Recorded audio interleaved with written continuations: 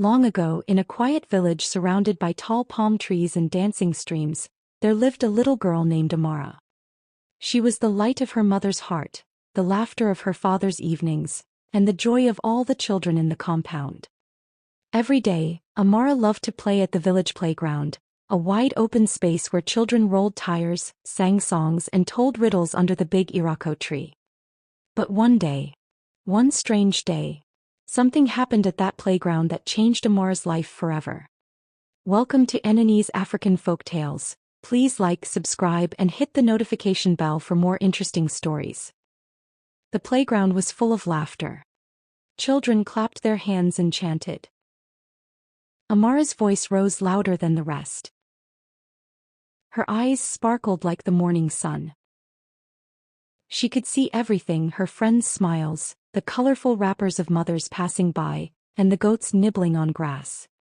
But while they played, far away something dark was watching.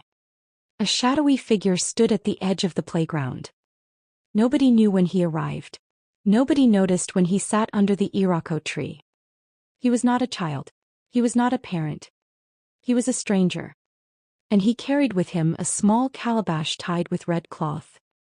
Then he whispered to himself, "These children laugh too much. Their eyes shine too bright.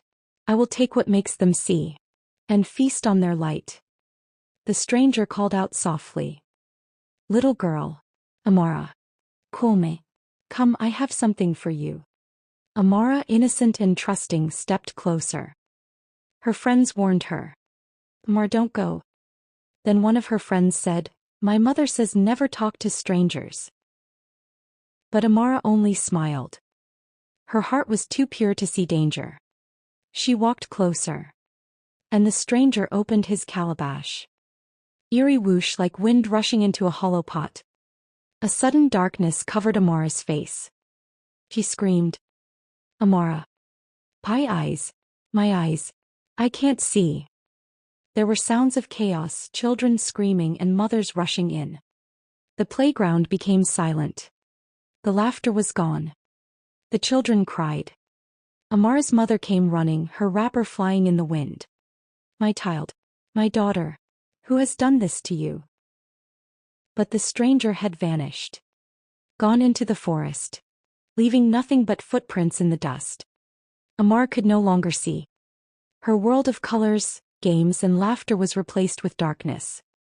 The villagers gathered that night in the compound of the oldest man in the village, Papa Nadi. His beard was white as cotton, and his voice carried wisdom like a flowing river. "This is no ordinary thief. The stranger was a spirit, an eye collector.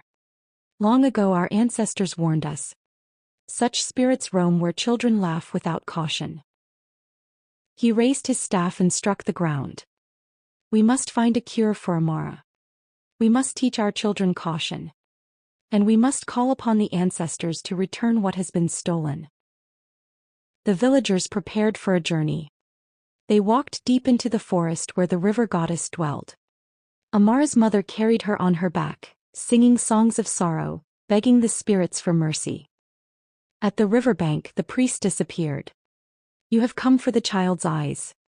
But know this: what is lost cannot always be found. Yet the ancestors can grant her another gift: sight beyond sight, vision of the heart." The mother wept but agreed. The priestess poured sacred water on Amara's face. Amara gasped.